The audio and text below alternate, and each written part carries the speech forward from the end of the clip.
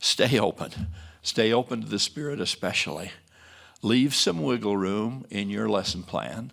If you need to shorten a lesson a little in order to bear your testimony and stimulate a discussion on a contemporary issue, please do so when prompted by the Spirit and when that dictates that it is appropriate.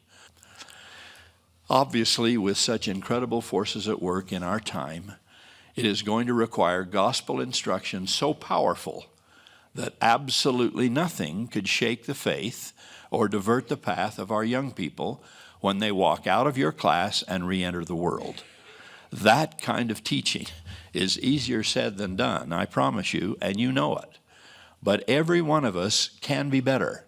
We can be more powerful teachers than we sometimes are. In approaching such a daunting task, please remember this one thing from my time with you today. Remember that a student is not a container to be filled. A student is a fire to be ignited. As teachers of the gospel, we are to be spiritual arsonists. Our lessons are to be incendiary devices. We are to be pyromaniacs. Minus the maniac part, just pyros. Now, let me explain before you report me either to the brethren or the police, okay?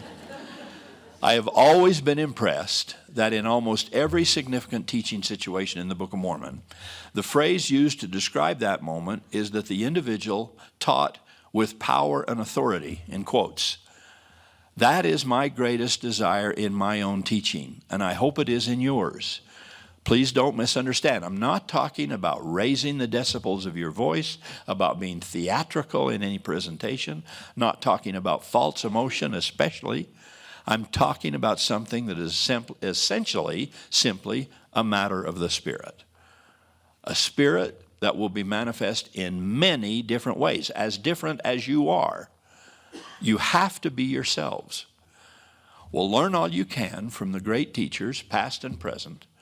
But of course, in the end, you have to teach naturally. You have to teach your way.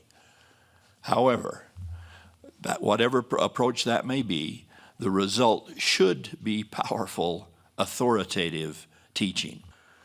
And we'll realize, as Alma did, that we aren't angels, and we won't have that impact every time we face a group of students. But the great thing about our CES callings and professions is that we have the opportunity to try to do it. That, figuratively speaking, we have repeated classroom settings in which we can try. This I know. Unless you feel passionately about something, you cannot possibly, worlds without end, ever make your students feel passionately about it. May I repeat that? Unless you feel passionately about something, you cannot possibly hope to make your students feel passionate about it. If the Spirit is the key to astonishing teaching, and it is, there is great risk in speaking from old notes or using one of your fellow teachers' examples or droning on with a rendition of one of the talks from General Conference. What will matter most will be how you feel when you say the words. Nothing is going to be a substitute for that.